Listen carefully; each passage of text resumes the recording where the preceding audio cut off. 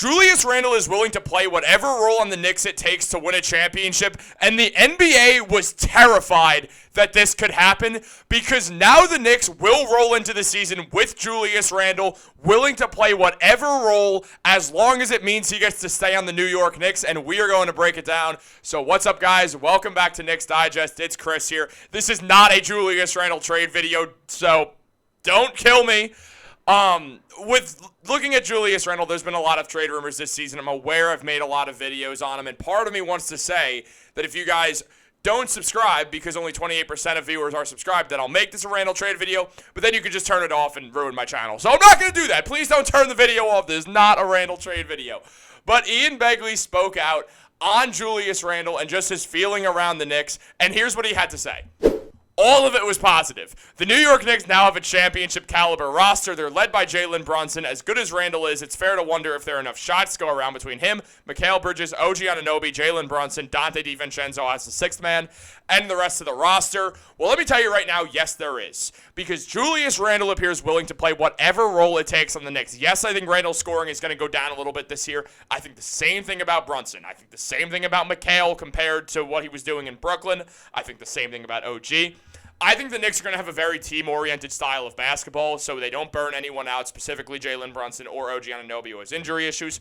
Julius Randle is just set up to have a career high in assists. I mean, he's going to be able to play one-on-ones at the rim, which means he's either scoring or you're doubling him, and he's kicking to a dunker spot Mitchell Robinson, or one of Brunson, Mikal, DiVincenzo, OG Anunoby, Deuce McBride, all guys who could shoot 40% from three. Josh Hart, whose shooting has gone way up since the playoffs. Now Landry Shamet's on the team, another shooter. This team is full of shooters.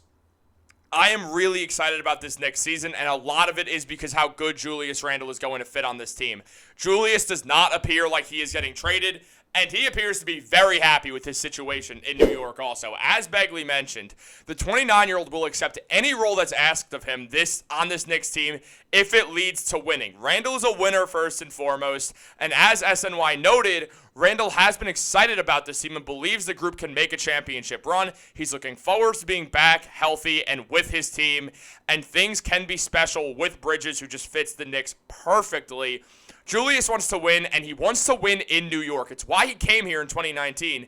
And though the frustration he recently expressed on social media was genuine, it was a reaction to the false idea that the team was not selling his jersey at Madison Square Garden.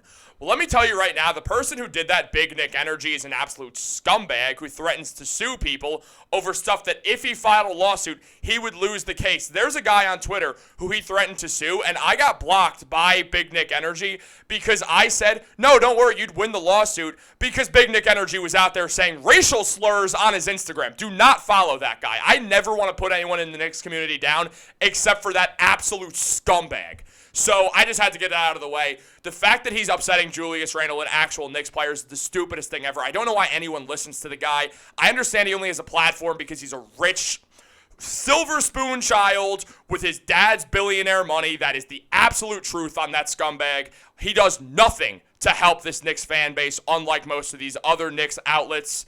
I try to do my best too, though. I've made a ton of Julius Randle trade videos, so that man might not like me very much. And Julius, I want you to like me, man. I'm such a big fan of you. I need a Randle jersey. I don't have one. It's such a shame that I don't, because I'm a big Julius Randle supporter.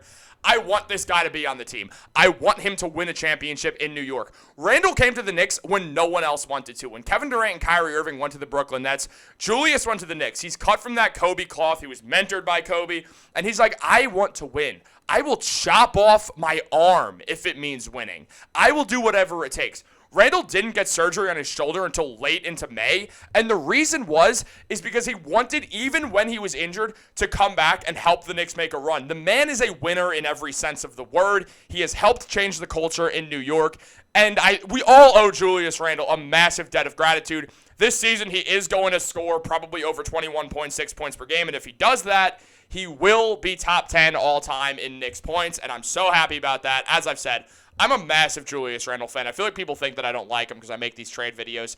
It was just the only news that was out there. But look, new era. Basketball's back in style. We're 22 days out from Knicks basketball preseason, so it's all good in the hood now. Here's the deal with Julius, guys. He fits really well on this team, but there is worry about his contract situation. And the reason is because there's just hasn't been that much movement. He has a player option at the end of this year. He could opt in. He could opt out. Either way, something will happen. And it'll affect him. Like, it'll affect the team in general, too. Like, whether he opts out and becomes an unrestricted free agent, you have to fear that the Knicks are going to lose Julius, which I don't think they will if he becomes an unrestricted free agent. And then he could opt in. You have some financial issues with getting near that second apron, but you can make it work. The Knicks openly flex the fact that they have the best salary cap manager in basketball in Brock Aller. I fully trust that the organization will figure out how to pay Julius Randle. That is not something that I worry about whatsoever.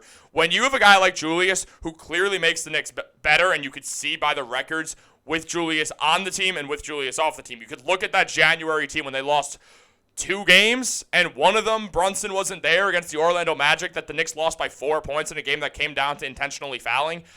I'm not concerned. I think that Julius on the team just makes them a lot better. I think he is the difference between the Knicks being a good team and a championship contender. The Knicks need more shot creation than just Jalen Brunson. Julius gives you that. He gives more offense. He gives a consistent 20 and 10 every night with a few assists. Great passer for a power forward. Great passer for a forward in general. I think this is going to work so well with Julius out there. Now, taking a look at just some more Julius news. As Begley said, he's a huge Julius Randle fan, but the only opinion that matters is the one that belongs to Leon Rose. If Leon believes the Knicks can win a title with Randle, then he'll be here for the foreseeable future. But if he doesn't think Randle gives him the best chance to win, then he'll have to trade him. Randle is eligible for an extension, as I already said. He has a player option in the 25-26 season and can test free agency as soon as next summer. So, obviously, something to keep in mind.